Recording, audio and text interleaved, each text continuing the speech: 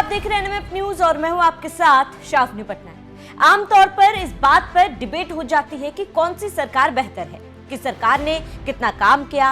अब जब ये बात होती है तो सबसे ज्यादा तुलना कांग्रेस और बीजेपी में होती है कि अपने कार्यकाल में किस पार्टी ने कितना काम किया है और किसने अपने कार्यकाल में किए हुए वादों को निभाया है। तो आज अपनी इस रिपोर्ट में हम फैक्ट्स पर बात करेंगे कि किस पार्टी ने धरातल पर कितना काम किया। तो भारत की आजादी के बाद से कई राजनीतिक दलों ने देश के विकास में महत्वपूर्ण भूमिका निभाई है। कांग्रेस ने पिछले 60 सालों में यानी करीब 1964 से 2014 तक की बात करें तो कई लंबे शासनकाल देखे। इनमें नेहरू गांधी युग से लेकर यूपीए सरकार तक शामिल है।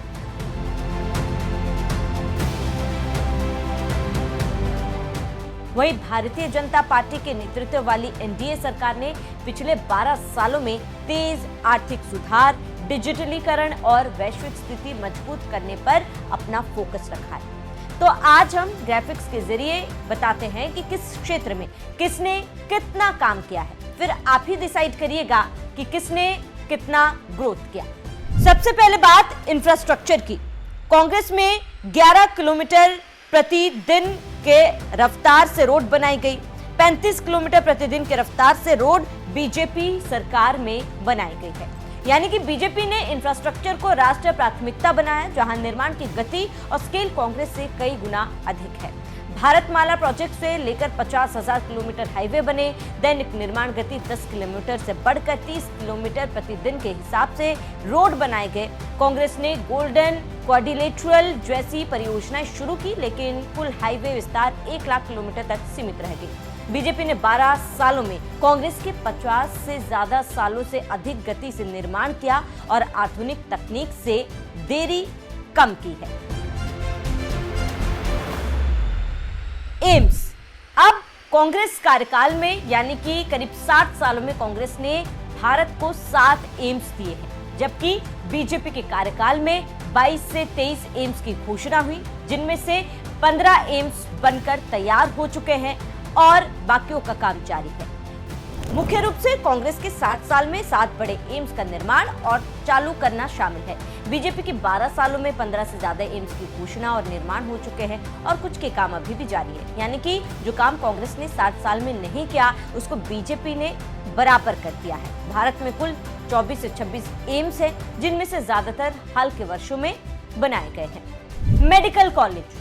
कांग्रेस ने 60 साल में 387 कॉलेजेस दिए हैं और वहीं अगर 12 साल में बीजेपी की बात करें तो केवल 12 साल में बीजेपी ने 344 कॉलेज दिए हैं।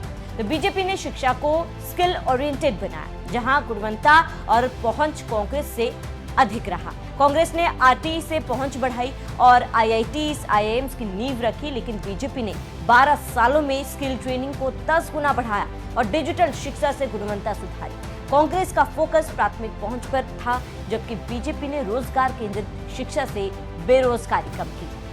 अब बात हेल्थ सेक्टर की। कांग्रेस के कार्यकाल में कोई खास स्कीम नहीं बनाया गया।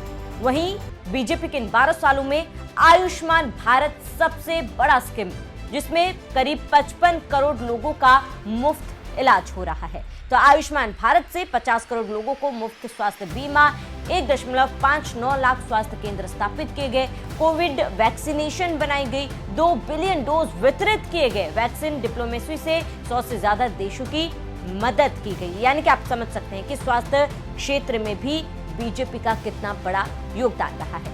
अब बात कर लेते हैं इलेक्ट्रिसिटी सप्लाई की। कांग्रेस के कार्यकाल में इलेक्ट्रिसिटी 75 गीगावाट के तेजी की रफ्तार का था और अगर बिजली कटौती की बात की जाए तो तब करीब 4% बिजली कटौती रहती थी। लेकिन बीजेपी के कार्यकाल में यानी इन 12 सालों में गीगावाट बढ़कर 232 गीगावाट हो चुका है और बिजली कटौती काफी कम हो चुकी है, जो कि 0.1% तक रही है। यानी कि कांग्रेस की तुलना में बीजेपी में बिजली कटौती काफी कम हुई और रफ्तार बढ़ी है।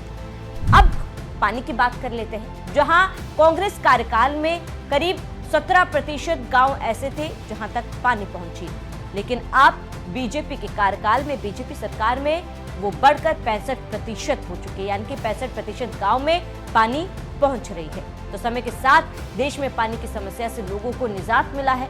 गांव-गांव तक पानी पहुंचने में बीजेपी सरकार कामयाब रही है। अब बात करते हैं फॉरेन पॉलिसी की।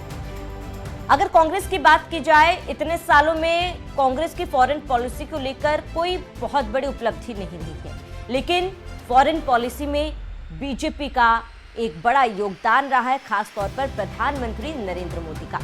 क्वाड और एक्ट ईस्ट पॉलिसी से एशिया में मजबूत स्थिति भारत की बनी।